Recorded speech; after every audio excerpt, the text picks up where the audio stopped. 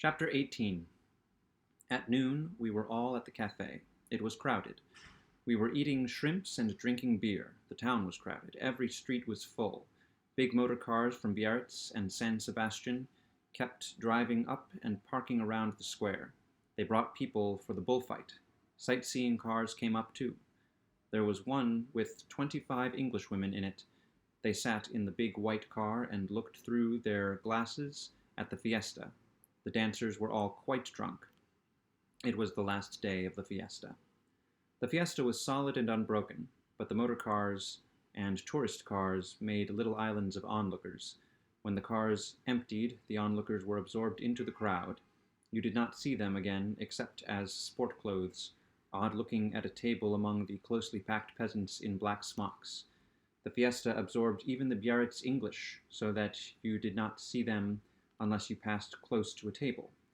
All the time there was music in the street. The drums kept on pounding, and the pipes were going.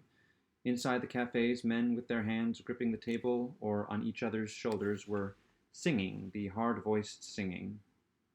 "Here comes Brett," Bill said. I looked and saw her coming through the crowd in the square, walking her head up as though the fiesta were being staged in her honor, and she found it pleasant and amusing.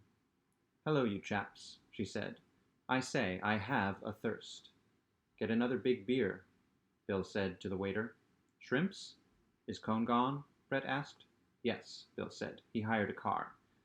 The beer came. Brett started to lift the glass mug, and her hand shook. She saw it and smiled and leaned forward and took a long sip. "Good beer." "Very good," I said. I was nervous about Mike. I did not think he had slept. He must have been drinking all the time, but he seemed to be under control. "I heard Cone had hurt you, Jake," Brett said. "No, knocked me out, that was all." "I say he did hurt Pedro Romero," Brett said. "He hurt him most badly." "How is he?"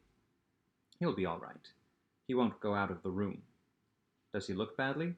"Very. He was really hurt. I told him I wanted to pop out and see you chaps for a minute." "Is he going to fight?" "Rather. I'm going with you if you don't mind." "How's your boyfriend?" Mike asked. He had not listened to anything that Brett had said. "Brett's got a bullfighter," he said. "She had a Jew named Cone, but he turned out badly." Brett stood up. "I am not going to listen to that sort of rot from you, Michael. How's your boyfriend?" "Damned well," Brett said. "Watch him this afternoon." "Brett's got a bullfighter," Mike said. "A beautiful, bloody bullfighter." "Would you mind walking over with me? I want to talk to you, Jake." "Tell him all about your bullfighter," Mike said. "Oh, to hell with your bullfighter." He tipped the table so that all the beers and the dish of shrimps went over in a crash. "Come on," Brett said. "Let's get out of this." In the crowd crossing the square, I said, "How is it?" "I'm not going to see him after lunch until the fight. His people come in and dress him. They're very angry about me, he says." Brett was radiant. She was happy. The sun was out and the day was bright. "I feel altogether changed," Brett said. "You've no idea, Jake. Anything you want me to do?" "No, just go to the fight with me." "We'll see you at lunch." "No, I'm eating with him." We were standing under the arcade at the door of the hotel. They were carrying tables out and setting them up under the arcade. "Want to take a turn out to the park?" Brett asked. "I don't want to go up yet. I fancy he's sleeping."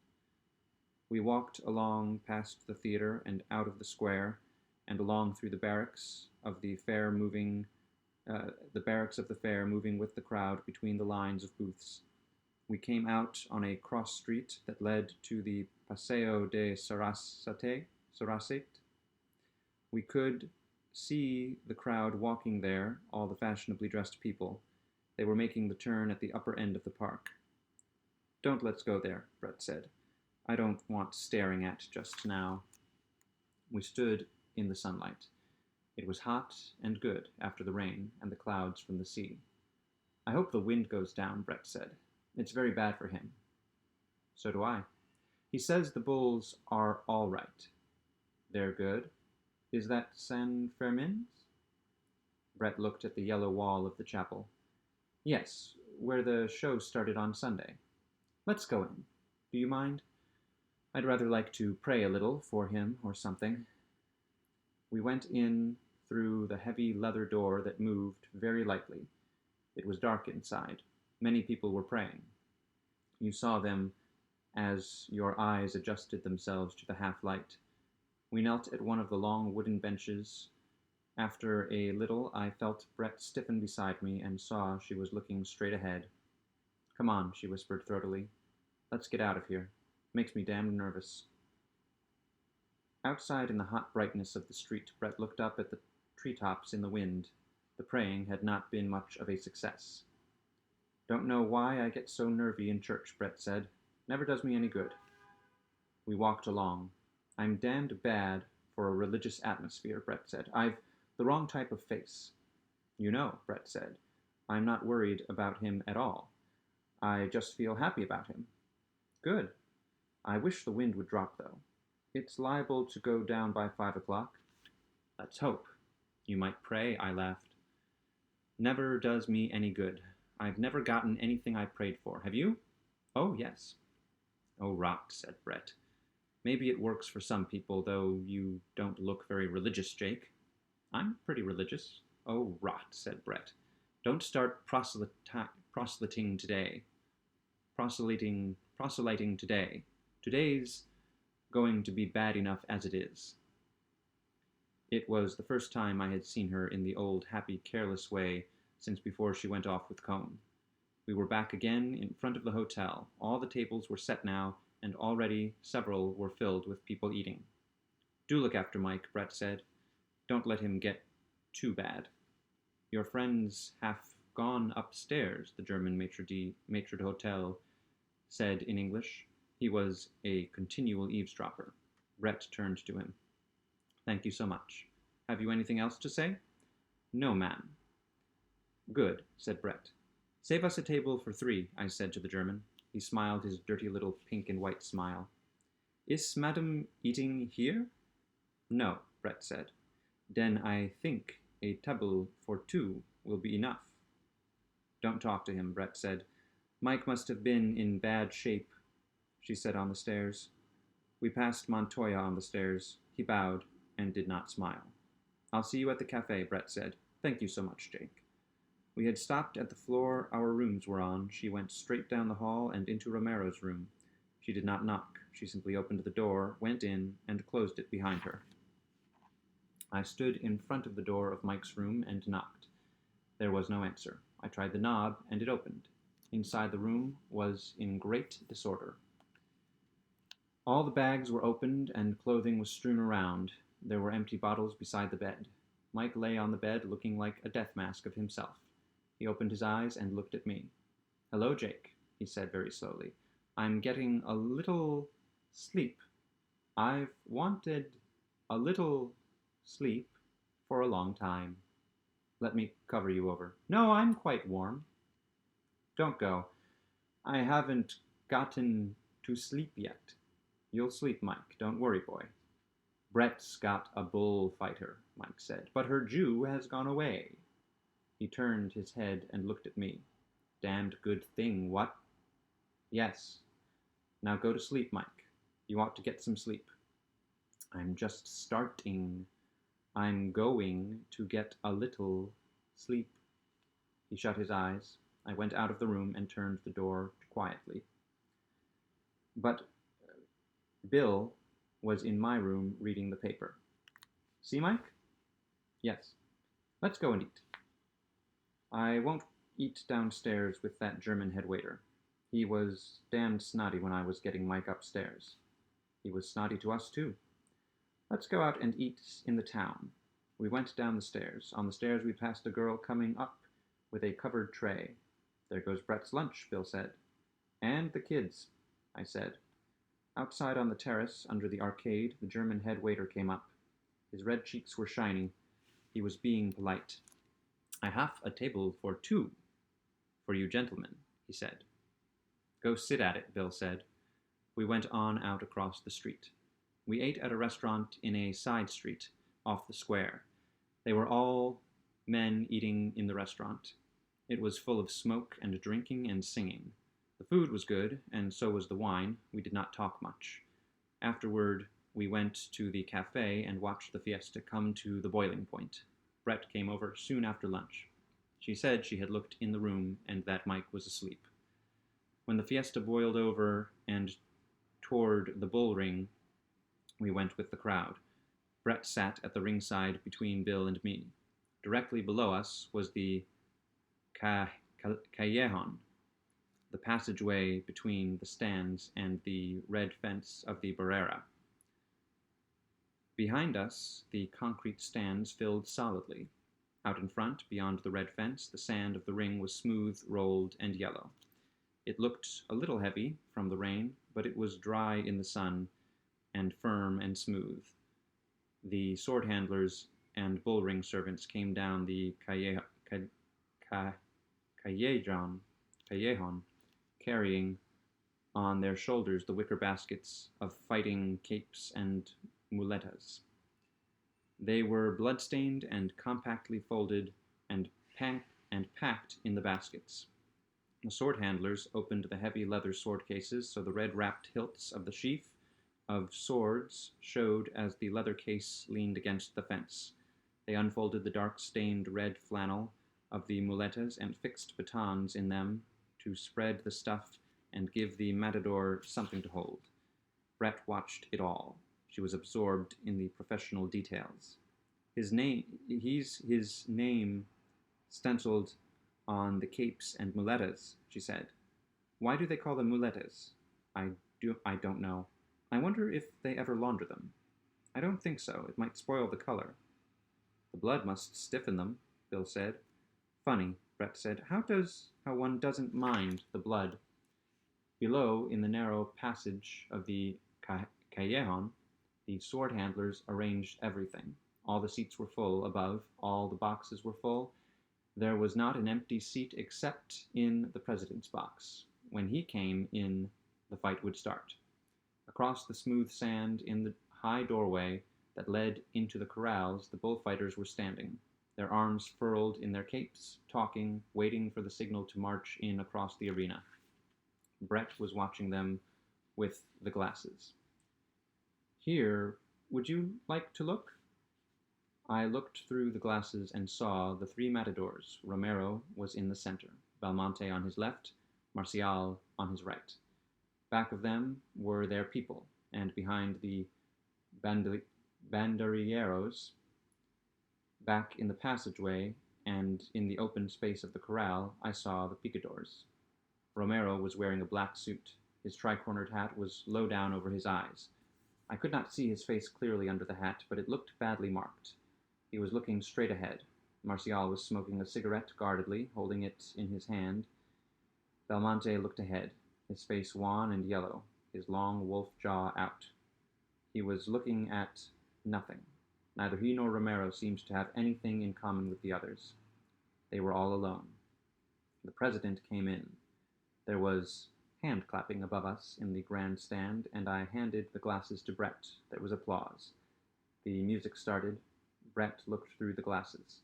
Here, take them, she said. Through the glasses I saw Belmonte speak to Romero.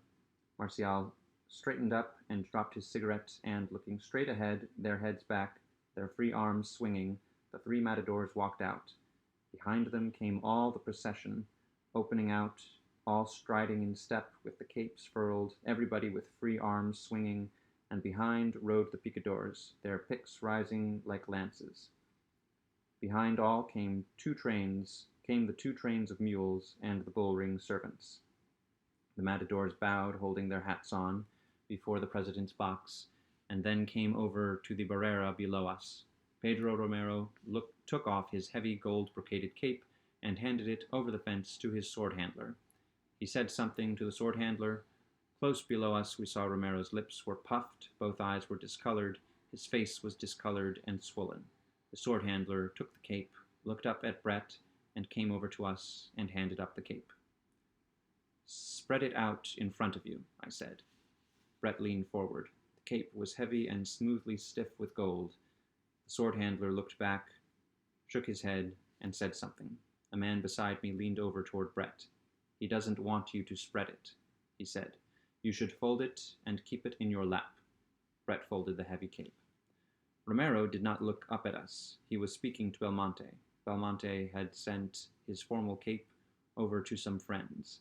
He looked across at them and smiled his wolf smile that was only with the mouth. Romero leaned over the barrera and asked for the water jug. The sword handler brought it, and Romero poured water over the percale of his fighting cape, and then scuffed the lower folds in the sand with his slippered foot. "What's that for?" Brett asked. "To give it weight in the wind." "His face looks bad," Bill said. "He feels very badly," Brett said. "He should be in bed." The first bull was Belmonte's. Belmonte was very good. But because he got 30,000 pesetas and people had stayed in line all night to buy tickets to see him, the crowd demanded that he should be more than very good. Belmonte's great attraction is working close to the bull. In bullfighting, they speak of the terrain of the bull and the terrain of the bullfighter. As long as a bullfighter stays in his own terrain, he is comparatively safe. Each time he enters into the terrain of the bull, he is in great danger. Belmonte, in his best days, worked always in the terrain of the bull. This way he gave the sensation of coming tragedy. People went to the corrida to see Belmonte, to be given tragic sensations, and perhaps to see the death of Belmonte. 15 years ago they said if you wanted to see Belmonte, you should go quickly, while he was still alive. Since then he has killed more than 1,000 bulls. When he retired, the legend grew up about how his bullfighting had been, and when he came out of retirement, the public were disappointed because no real man could work as close to the bulls as Belmonte was supposed to have done, not, of course, even Belmonte. Also, Belmonte imposed conditions and insisted that his bulls should not be too large, nor too dangerously armed with horns, and so the element that was necessary to give the sensation of tragedy was not there, and the public, who wanted 3 times as much from Belmonte, who was sick with a fistula, as Belmonte had ever been able to give, felt defrauded and cheated, and Belmonte's jaw came further out in contempt, and his face turned yellower, and he moved with greater difficulty as his pain increased, and finally the crowd were actively against him, and he was utterly contemptuous and indifferent. He had meant to have a great afternoon, and instead it was an afternoon of sneers, shouted insults, and finally a volley of cushions and pieces of bread and vegetables thrown down at him in the plaza where he had had his greatest triumphs. His jaw only went further out. Sometimes he turned to smile that toothed, long-jawed, lipless smile when he was called something particularly insulting, and always the pain that any movement produced grew stronger and stronger until finally his yellow face was parchment color, and after his second bull was dead and the throwing of bread and cushions was over, after he had saluted the president with the same wolf-jawed smile and contemptuous eyes, and handed his sword over the barrera to be wiped and put back in its case, he passed through into the callejon and leaned on the barrera below us, his head on his arms, not seeing, not hearing anything, only going through his pain. When he looked up, finally, he asked for a drink of water. He swallowed a little, rinsed his mouth, spat the water, took his cape, and went back into the ring. Because they were against Belmonte, the public were for Romero. From the moment he left the barrera and went toward the bull, they applauded him. Belmonte watched Romero too, watched him always without seeming to. He paid no attention to Marcial. Marcial was the sort of thing he knew all about.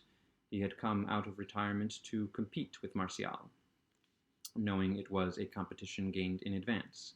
He had expected to compete with Marcial and the other stars of the decadence of bullfighting, and he knew that the sincerity of his own bullfighting would be so set off by the false aesthetics of the bullfighters of the decadent period that he would only have to be in the ring.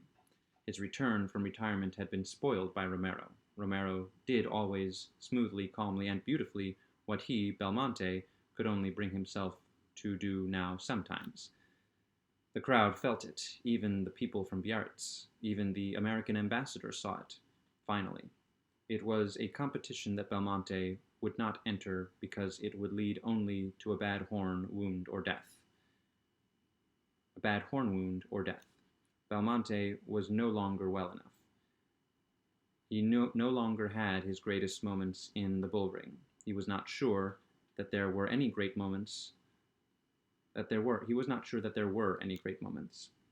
Things were not the same, and now life only came in flashes. He had flashes of the old greatness with his bulls, but they were not of value because he had discounted them in advance when he had picked the bulls out for their safety, getting out of a motor and leaning on a fence, looking over at the herd on the ranch of his friend the bull breeder. So he had two small, manageable bulls without much horns, and when he felt the greatness again coming, just a little of it through the pain that was always with him, it had been discounted and sold in advance, and it did not give him a good feeling. It was the greatness, but it did not make bullfighting wonderful to him anymore. Pedro Romero had the greatness. He loved bullfighting, and I think he loved the bulls, and I think he loved Brett. Everything of which he could control, the locality, he did in front of her all that afternoon. Never once did he look up. He made it stronger that way, and did it for himself too, as well as for her, because he did not look up to ask if it pleased her. Because he did not look up to ask if it pleased, he did it all for himself inside, and it strengthened him. And yet he did it for her too, but he did not do it for her at any loss to himself. He gained it all through the afternoon. He gained by it all through the afternoon. His first quite was directly below us. The three matadors take the bull in turn. After each charge, he makes at a picador. Belmonte was the first. Marcial was the second. Then came Romero. The three of them were standing at the left of the horse. The picador, his hat down over his eyes, the shaft of his pick angling sharply toward the bull, kicked in the spurs and held them, and with the reins in his left hand walked the horse forward toward the bull. The bull was watching. Seemingly he watched the white horse, but really he watched the triangular steel point of the pick. Romero, watching, saw the bull start to turn his head. He did not want to charge. Romero flicked his cape so the color caught the bull's eye. The bull charged with the reflex, charged and found not the flash of color but a white horse, and a man leaned far over the horse, shot the steel point of the long hickory shaft into the hump of muscle in the bull's shoulder, and pulled his horse sideways as he pivoted on the peak, making a wound and forcing the iron into the bull's shoulder, making him bleed for Belmonte. The bull did not insist under the iron. He did not really want to get at the horse. He turned and the group broke apart, and Romero was taking him out with his cape. He took him out softly and smoothly, and then stopped, and standing squarely in front of the bull, offered him the cape. The bull's tail went up, and he charged, and Romero moved his arms ahead of the bull, wheeling, his feet firmed.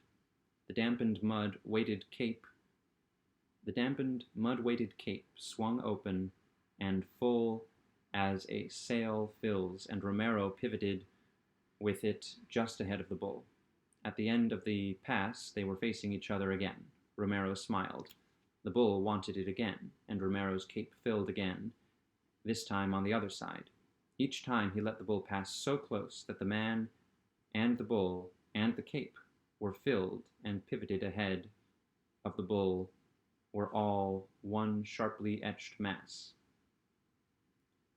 Each time he let the bull pass so close that the man and the bull and the cape that filled and pivoted ahead of the bull were all one sharply etched mass. It was all so slow and so controlled. It was as though he were rocking the bull to sleep. He made 4 Veronicas like that, and finished with a half Veronica that turned his back on the bull and came away toward the applause, his hand on his hip, his cape on his arm, and the bull watching his back going away. In his own bulls he was perfect. His first bull did not see well. After the first 2 passes with the cape, Romero knew exactly how bad the vision was impaired. He worked accordingly. It was not brilliant bullfighting, it was only perfect bullfighting. The crowd wanted the bull changed. They made a great row. Nothing very fine could happen with a bull that could not see the lures, but the president would not order him replaced. Why don't they change him? Brett asked. They've paid for him. They don't want to lose their money. It's hardly fair to Romero. Watch how he handles a bull that can't see the color. It's the sort of thing I don't like to see. It was not nice to watch if you cared anything about the person who was doing it. With the bull, who could not see the colors of the capes or the scarlet flannel of the muleta, Romero had to make the bull consent with his body. He had to get so close that the bull saw his body and would start for it, and then shift the bull's charge to the flannel and finish out the pass in the classic manner. The Biarritz crowd did not like it. They thought Romero was afraid, and that was why he gave that little sidestep each time, as he transferred the bull's charge from his own body to the flannel. They preferred Belmonte's imitation of himself or Martial's imitation of Belmonte. There were 3 of them in the row behind us. What's he afraid of? What's he afraid of the bull for? The bull's so dumb he only goes after the cloth. He's just a young bullfighter. He hasn't learned yet. But I thought he was fine with the cape before. Probably he's nervous now. Out in the center of the ring, all alone, Romero was going on with the same thing, getting so close that the bull could see him plainly, offering the body, offering it again a little closer, the bull watching dully, then so close that the bull thought he had him, offering again, and finally drawing the charge, and then, just before the horns came, giving the bull the red cloth to follow, with that little, almost imperceptible jerk that so offended the critical judgment of the Biarritz bullfight experts. He's going to kill now, I said to Brett. The bull's still strong. He wouldn't wear himself out. Out in the center of the ring, Romero profiled in front of the bull, drew the sword out from the folds of the muleta, rose on his toes, and sighted along the blade. The bull charged as Romero charged. Romero's left hand dropped the muleta over the bull's muzzle to blind him. His left shoulder went forward between the horns as the sword went in, and for just an instant he and the bull were one. Romero, way out over the bull, the right arm extended high up to where the hilt of the sword had gone in between the bull's shoulders. Then the figure was broken. There was a little jolt as Romero came clear, and then he was standing, one hand up, facing the bull, his shirt ripped out from under his sleeve, the white blowing in the wind, and the bull, the red sword hilt tight between his shoulders, his head going down and his legs settling. There he goes, Bill said. Romero was close enough to the bull so the bull could see him. His hand still up, he spoke to the bull. The bull gathered himself. Then his head went forward, and he went over slowly, then all over, suddenly, 4 feet in the air. They handed the sword to Romero, and carrying it blade down, the muleta in his other hand, he walked over to in front of the president's box, bowed, straightened, and came over to the barrera, and handed over the sword and muleta. Bad one, said the sword handler. He made me sweat, said Romero. He wiped off his face. The sword handler handed him the water jug. Romero wiped his lips. It hurt him to drink out of the jug. He did not look up at us. Martial had a big day. They were still applauding him when Romero's last bull came in. It was the bull that had sprinted out and killed the man in the morning running. During Romero's first bull, his hurt face had been very noticeable. Everything he did showed it. All the concentration of the awkwardly delicate working with the bull that could not see well brought it out. The fight with Cone had not touched his spirit, but his face had been smashed and his body hurt. He was wiping all that out now. Each thing that he did with this bull wiped that out a little cleaner. It was a good bull, a big bull, with horns, and it turned and recharged easily and surely. He was what Romero wanted in bulls. When he had finished his work with the muleta and was ready to kill, the crowd made him go on. They did not want the bull killed yet. They did not want it to be over. Romero went on. It was like a course in bullfighting. All the passes he linked up, all completed, all slow, templed, and smooth. There were no tricks and no mystifications.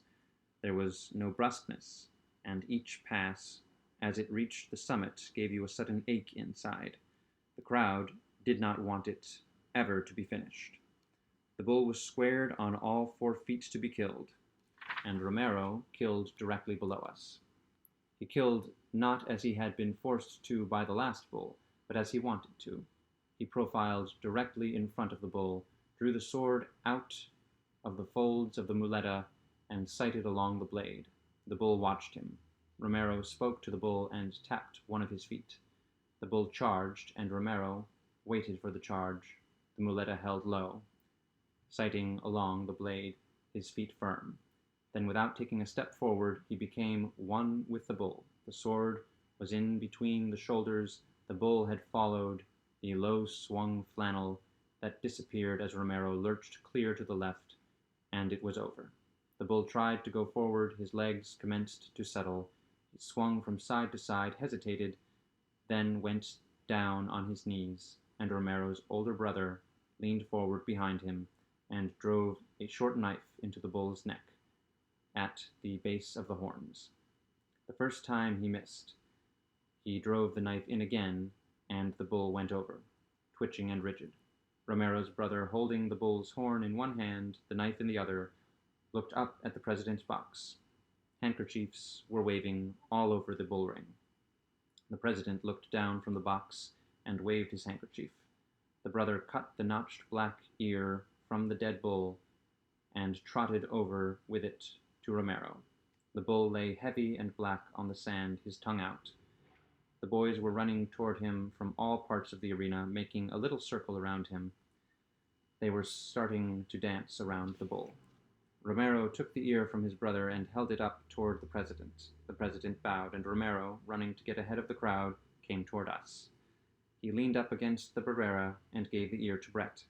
He nodded his head and smiled. The crowd were all about him. Brett held down the cape. "You liked it?" Romero called. Brett did not say anything. They looked at each other and smiled. Brett had the ear in her hand. "Don't get bloody," Romero said, and grinned. The crowd wanted him. Several boys shouted at Brett. The crowd was the boys, the dancers, and the drunks. Romero turned and tried to get through the crowd. They were all around him, trying to lift him and put him on their shoulders. He fought and twisted away, and started running in the midst of them, toward the exit. He did not want to be carried on people's shoulders, but they held him and lifted him.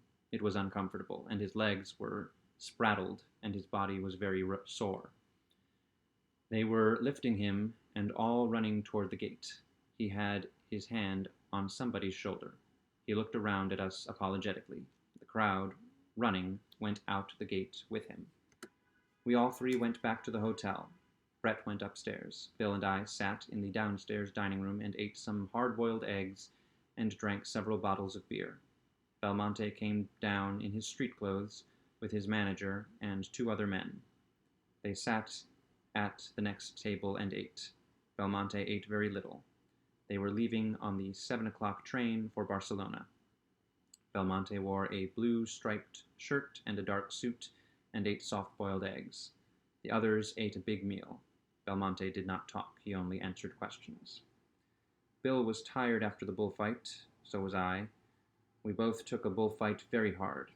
We sat and ate the eggs, and I watched Belmonte and the people at his table. The men with him were tough-looking and businesslike. "Come on over to the cafe," Bill said. "I want an absinthe." It was the last day of the fiesta.